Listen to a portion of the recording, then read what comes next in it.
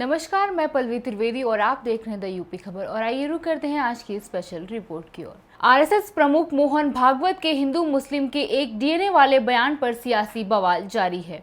AIMIM chief Owaisi Digvijay Singh के बाद Baspa supremo Mayawati ने अब प्रेस कॉन्फ्रेंस कर मोहन भागवत और बीजेपी पर हमला बोला है।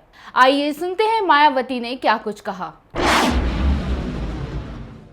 देश के जिन भी राज्यों में भारतीय जनता पार्टी की सरकारें चल रही हैं, वे भारतीय संविधान की उसकी सही मानवतावादी मंशा के मुताबिक चलने की बजाय ज़्यादातर आरएसएस के संकीर्ण एजेंडे पर ही चल रही हैं।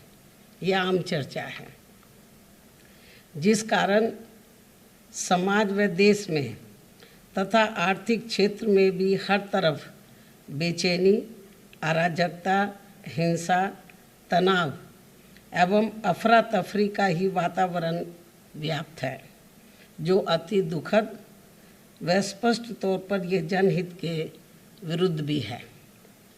ऐसे में आरएसएस प्रमुख श्री मोहन भागवत द्वारा कल गाजियाबाद में आयोजित एक कार्यक्रम में भारत में सभी धर्मों के लोगों का डीएनए एक होने व भीड़ हिंसा, हिंदुत्व के खिलाफ आदि होने की जो बात कही गई है, वह किसी के भी गले के नीचे से आसानी से नहीं उतरने वाली है, क्योंकि आरएसएस व बीजेपी एंड कंपनी के लोगों की तथा इनकी सरकारों की भी कथनी व करनी में अंतर सभी देख रहे हैं।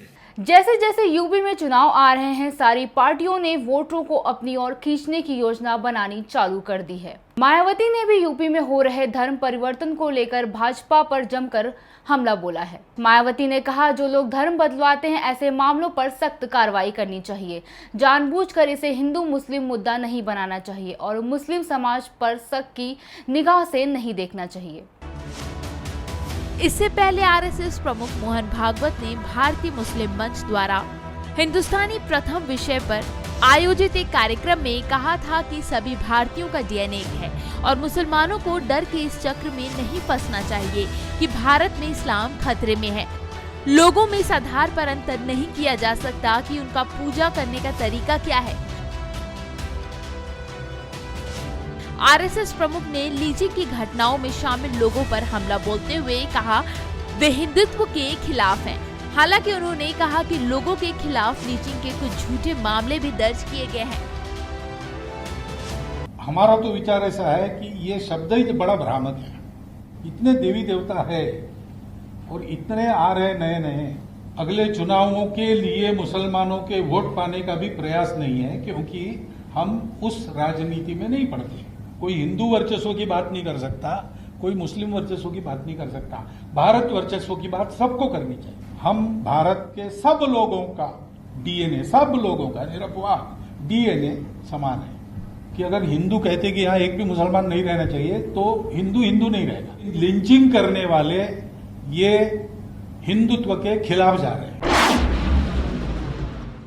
2019 के लोकसभा चुनाव के बाद से शांत रहने वाली बसपा सुप्रीमो अब धीरे धीरे से एक्टिव दिखने लगी है। अब आने वाला वक्त ही बताएगा कि मायावती 2022 के चुनाव के लिए क्या कुछ तैयारियां करती हैं। अभी के लिए बस इतना ही। बाकी खबरों के लिए बने रहें द यूपी खबर के साथ।